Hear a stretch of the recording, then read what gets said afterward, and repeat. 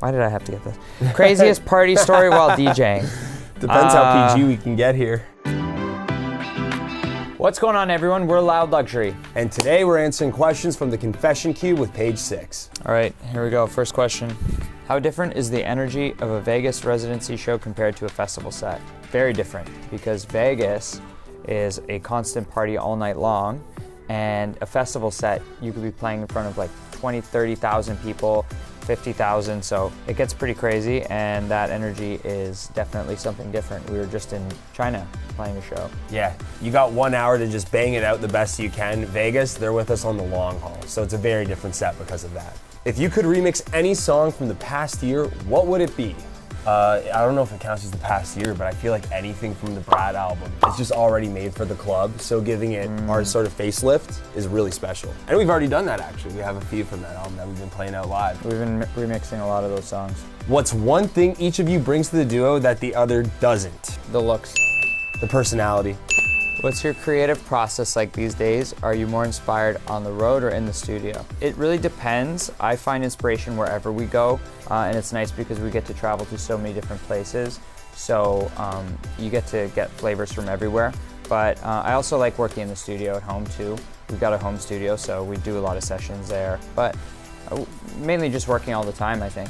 Yeah. Our travel schedule has been crazier than ever lately. I feel like we've been cooking up so much more in hotel rooms lately. It's kind of crazy just how little of a setup you need. Like, laptop speakers are so good now that we can just hear what we're playing there, and it's a very good translation of what you're gonna hear in the club. How did you two first meet, and when did you realize this could actually be a career? I love this story. We met in college. We were going to Western, Go Stangs. And I was the president of the DJ club at school, and then Andrew came to the first meeting, and then he was the only one that produced at the time, so everybody else was a DJ actually. And that's how we met, and then we just started making music from there. And then when he was done school, because I'm a little bit older, we basically just packed our bags and moved to LA, and that's when it was like, real, this is happening. Yeah, we had nothing to lose. We didn't have any full-time jobs, we didn't have any money, so all of our lives was just revolving around producing and perfecting what we did. Still didn't think we would make it, but here we are today, so hell yeah. You've been working together for years now, almost more than a decade at this point, actually. What's the secret to keeping the friendship strong? The secret sauce is honestly, we live this like brothers, which means that we're gonna bicker a lot, but we still love each other at the end of the day. And we also have the common goal of just wanting this to succeed so deeply that keeps the energy going, keeps the relationship strong. That's what matters most. I would say a good reference is go watch the movie Step Brothers, and then that's a good example of it. Minus the drum set part, that never happened. You've had huge success with songs like Body. When you're making a track, do you know when it's a hit? Absolutely not. We do not, because we had no idea Body was gonna be a hit. And it's just something that you just make stuff and hope people like it. I like a song, and I'm like, I think other people would like to listen to it, and that's how we made Body.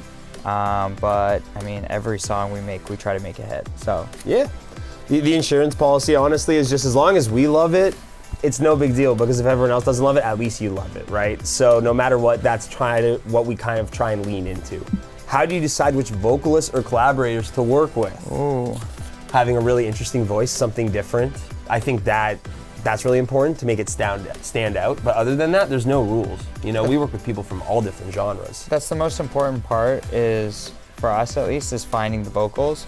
So, I mean, we're listening to stuff literally every day, and stuff gets sent to us, and our label's sending us stuff.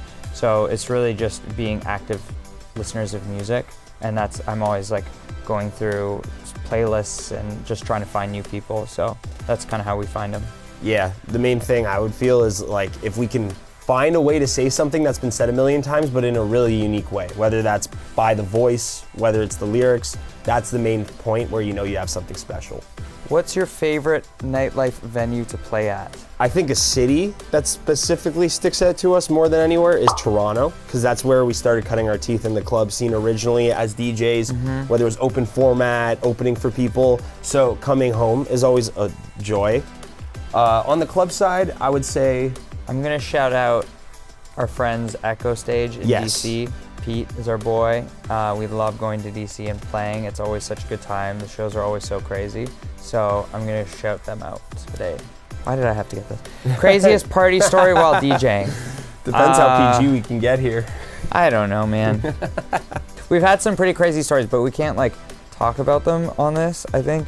Lots of exposed body parts, especially in Australia. We play late night, so naturally it's a lot of stuff we probably can't talk about on here. Some of the craziest stuff that I see performing is when people do those like human pyramids and they'll do like gymnastics in the audience, because I don't know how you're in a crowd of that many people and you can do stuff like that. So kudos to you guys out there. Yeah, we're talking even bigger than just going on shoulders. We're talking like triple deckers, like cheerleading formations. It's kind of crazy. What song other than one of yours is your favorite to hear in the club? That one's easy. I mean, some of our biggest inspirations growing up have always been people like Avicii, Calvin Harris, Skrillex. So anytime I hear one of their songs in the club, I'm going crazy. I'm gonna say Around the World by Daft Punk. How did you both get into DJing? Okay, this is a good one. I actually started DJing very early. It was something I actually always wanted to do, and I found an old picture of me as a kid with like some DJ stuff, so I didn't even really realize that I wanted to do it that young. But I got into it like when I was maybe 18, and then I started DJing in a club in my hometown, and I just kind of asked them to give me a shot, and then kind of made a night of it, and then we started like opening up for shows and stuff together. So that's how I started. Yeah, he actually taught me how to DJ back in the day. Before that point, the real thing that got me in, which is hilarious to say, is Jersey Shore, because once that was on, all of my friends at house parties wanted to Pauly hear. D. Yeah, all my friends wanted to hear that type of music at house parties in high school.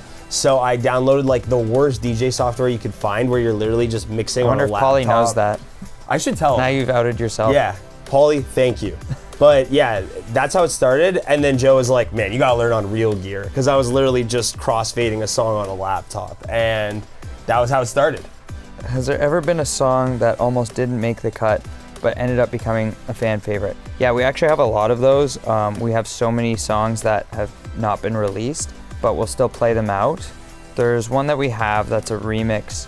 It's like a country remix, and other DJs that we haven't even sent it to somehow got it and have been playing it. So maybe that one will see the light of day soon. Who's on your dream collaboration list right now? As I said earlier, we're from Toronto, so I feel like we always go for some of the people that we loved listening to growing up in Toronto. I mean, we're both huge fans of The Weeknd. We love everything that Drake's been doing for 10 plus years. Justin Bieber. Any of those would be incredible, but even some deeper Canadian cuts like Celine Dion. She's got the best voice of all time, and we still need her on a dance song, I feel. I think that would be very, very emotional and powerful. I'm gonna mix it up and say Ed Sheeran. He doesn't miss. Never misses. Why do I keep getting these?